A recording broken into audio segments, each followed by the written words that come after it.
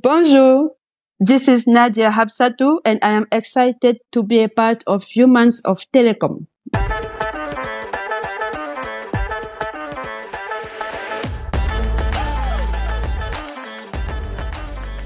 Hey everyone, a very warm welcome to Humans of Telecom, the Unplugged podcast. This is your host Anurag Aggarwal, Chief Revenue Officer at GMS. As most of you know by now, this podcast takes you behind the scenes of the fast-paced world of telecom and showcases the human side of some of the most well-known individuals within this space. It has hosted guests from all walks of life and from all parts of the world, be that Asia, Africa, Americas, and even Europe. Within this mix of amazing individuals, there are some guests who don't identify themselves only with their professions, but rather go above and beyond and create an impact around them through so many other means. And our guest today is one such individual who is not only a seasoned telecom professional, but is the founder of a weekend school that focuses on helping children develop their power skills such as collaboration, innovation, creative thinking, and learning how to live in peace within a diverse community. She also supports NGOs that help displaced children get access to education, especially in the far northern regions of Cameroon. Not only that, in 2016, this individual has also attended the TechWomen Program, an initiative of the US Department, whereby she has taken the mission to inspire and motivate women of her community to fight against the imposter syndrome and to help them follow their dreams. So, without further ado, please join me in welcoming Nadia Habsatou, Project Engineer at Camtel Cameroon. Nadia, welcome to the show. Thank you so much for agreeing to be a part of this journey. We'd love to hear more about you. Which part of the world do you belong to? And from where are you joining this podcast today? Thank you so much, Anurag, for having me today. I am from Cameroon. I am right now at Yaoundé, the capital of Cameroon in Central Africa. I was born and grew up here. Wonderful, Nadia. And in this entire journey of yours in Cameroon, wherein I spoke about in the beginning that, you've been a seasoned telecom professional and you've been so many other activities to benefit mankind overall.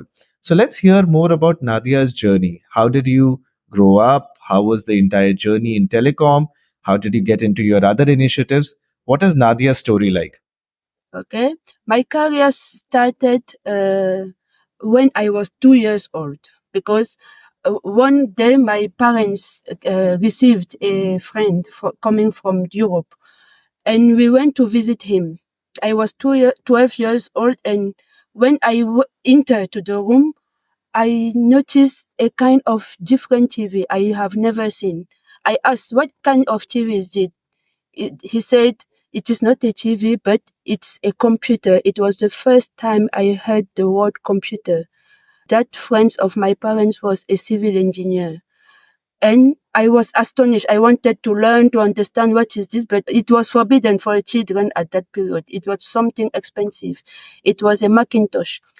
I wanted to learn more, but they said no. And I decided since that day, I will work in a place where I can use the computer. So I asked my family where in Yaoundé I can find a place in the future where I use a computer. They said Camtel. The building was big in the city, and I decided to do everything during my journey to work at Camtel. Despite the challenges I faced during my journey as a girl from the far north of Cameroon, I graduated and started working for the company I dreamed for in the IT department. Just few weeks after my recruitment at Camtel, we launched a project called CGMA project, and the management sent me from the IT department to the project division as a team member. It was the beginning of my journey as a professional in telecom, and I discovered the world of project management. I work with highly engineers, talented, and I learned much from them. That year, on holidays, I went to Mecca in Saudi Arabia to perform the pilgrimage. And when I came back, I founded La Umma de Demain. La Umma, it's in Arabic words, means the community of tomorrow. It's the weekend school which aims to help Muslim children use their power skills and live in a peaceful environment with other communities. During that period, the news started talking about an armed terrorist group called Boko Haram. Boko Haram began in Nigeria's Borno state before spreading to neighboring countries including Cameroon and Chad. The Boko Haram violence in Cameroon has led to significant humanitarian crisis, forcing people leave their homes, their villages, to find security in the city of Marwa in the far north. I was so sad to see the situation because it is my region, it is my village. I wanted to help, but I didn't know how, and it was really dangerous. In that period, I applied for the TechWomen Program and was selected with 4 talented women engineers in Cameroon. We went to the US, and during the mentorship program, one of the purpose was to develop a project. Cameroon team pitched one of the best projects, and we received a seed grant from the US department. Our purpose was to help children in the far north of Cameroon. And we went back, we worked with local leaders and the government of Cameroon.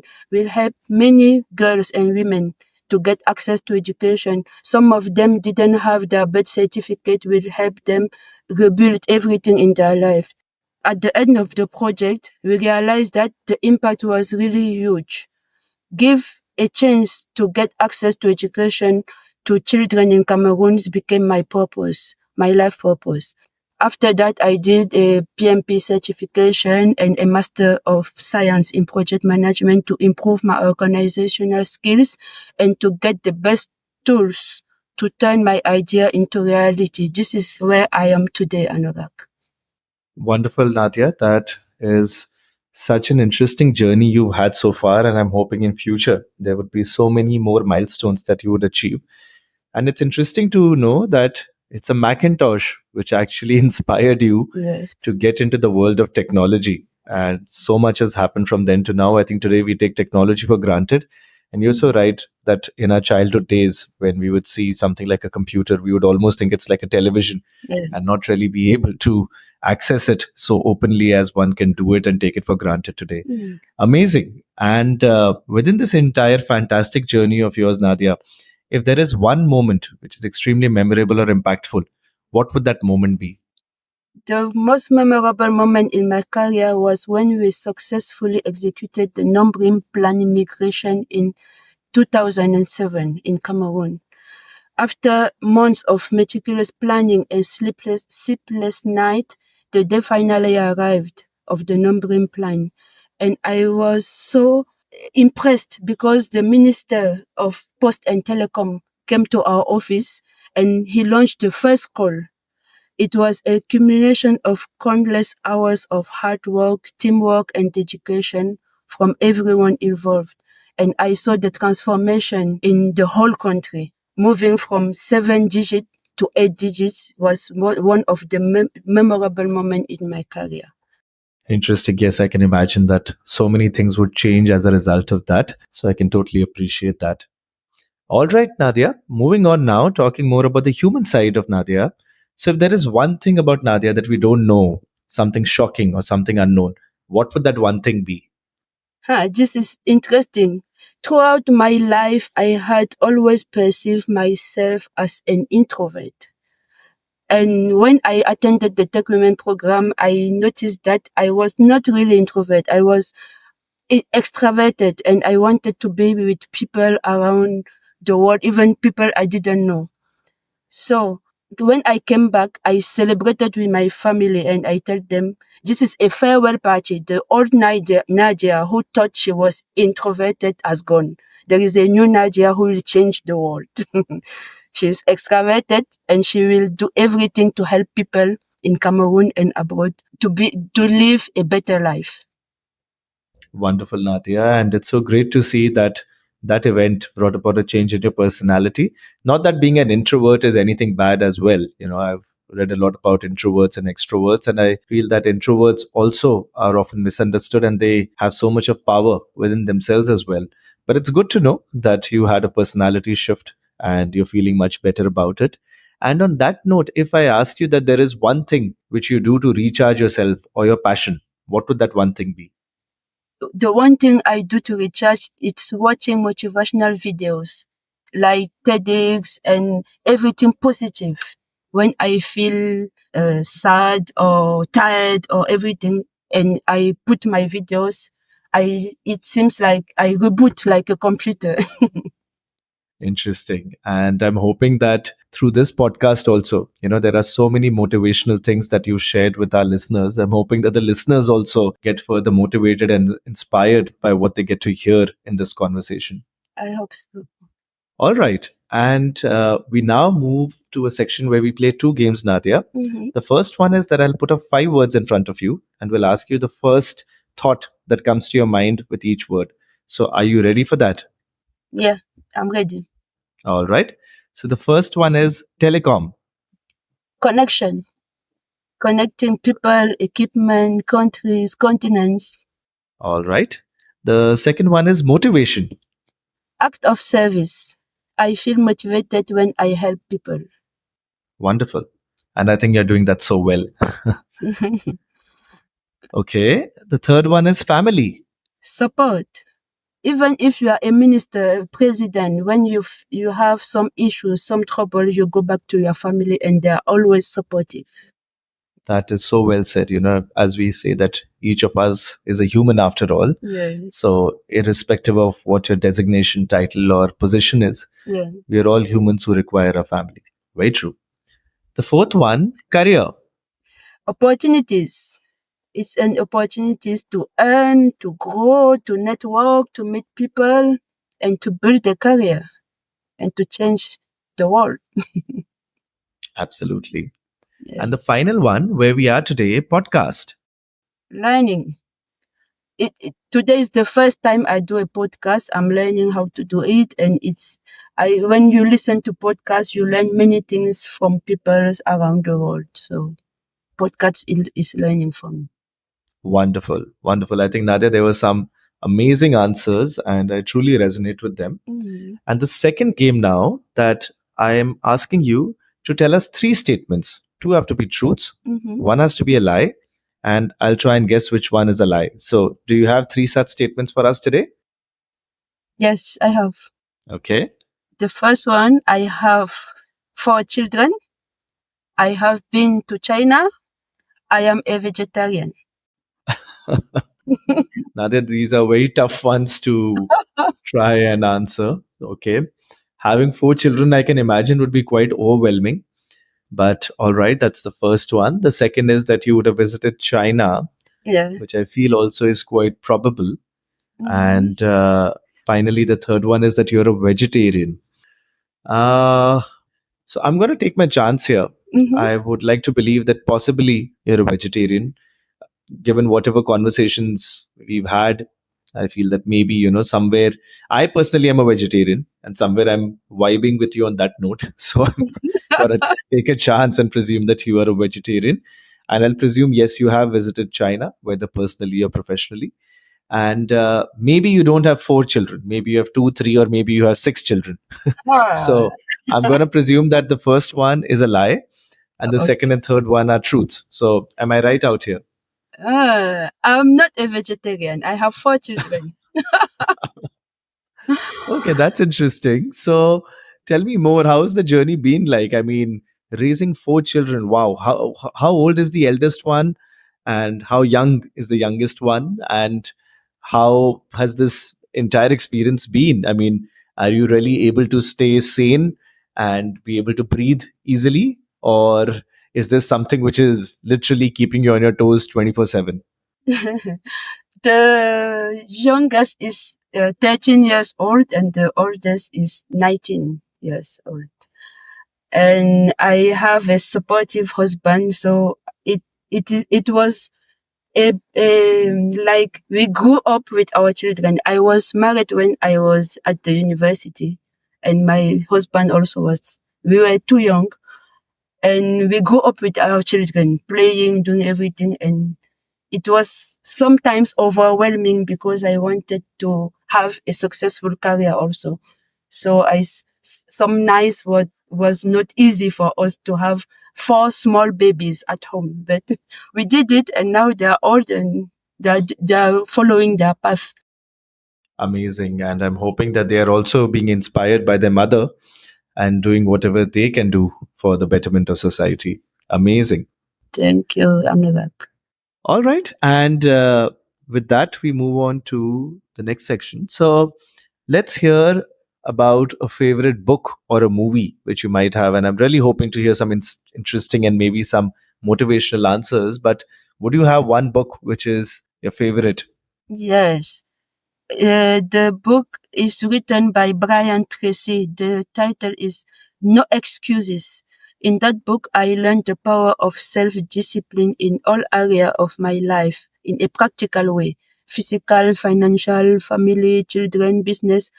And I suggest that if you can find it, is something interesting. No Excuses from Brian Tracy.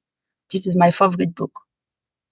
Amazing. I And have it is not read it. one, yes, it's that book that helped me organize my time and play all the roles that I have as a wife, as a mother, project manager, doing activities out of the office. This is that book, the key of my success. Amazing, Nadia. So I guess there are no excuses now for me to not read No Excuses. So I will make sure that at some point I do pick up the book. But thank you. That's a wonderful recommendation from your side.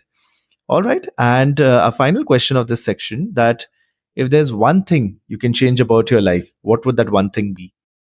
It's go back to school and choose the teaching path, because I am in the engineering field, but I realized that I liked sharing information, learning, being in a growing environment where I can be intellectual. So go back to school and become a teacher.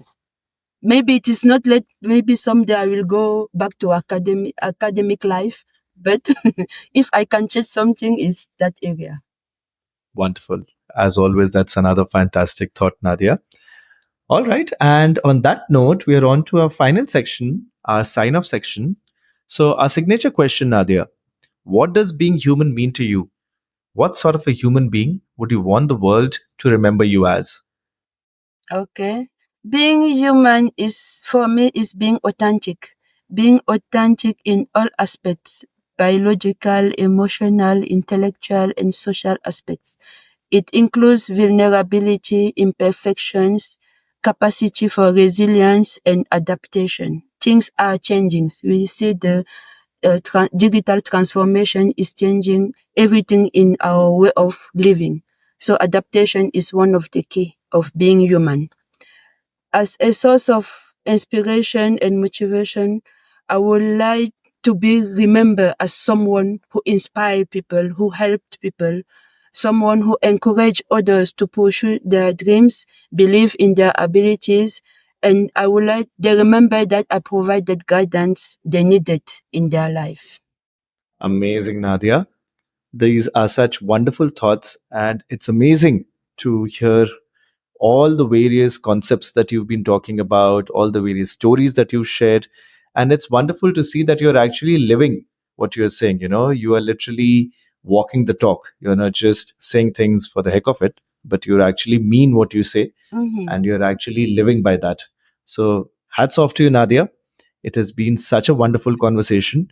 We've never met or interacted before this podcast, but I do hope at some point in our lives we're able to cross paths and get to interact as well. Thank you so much for being on the show.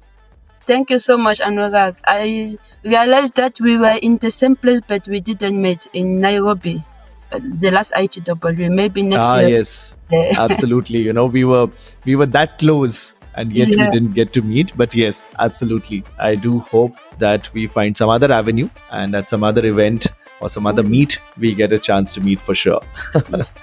Thank you so much, Anurag. Thanks a lot, Nadia. And as always, to our wonderful listeners here, thanks a lot for tuning into the show. We hope this episode gave you a good glimpse of the human side of Nadia Habsatou, an individual for whom a Macintosh brought her into the world of telecom and technology, a mother of four who has literally grown up with her children, an authentic leader, a lifelong learner, a futuristic, and finally, a very passionate individual who is working towards the cause of bringing out the best in people. That for us is Nadia Habsatou. So, if you enjoyed today's episode, do stay tuned in because we shall soon be releasing yet another episode and another compelling story from the telecom space. And do follow the podcast on your preferred streaming channel. On behalf of Humans of Telecom, this is your host Anurag Aggarwal signing off for now. Take care.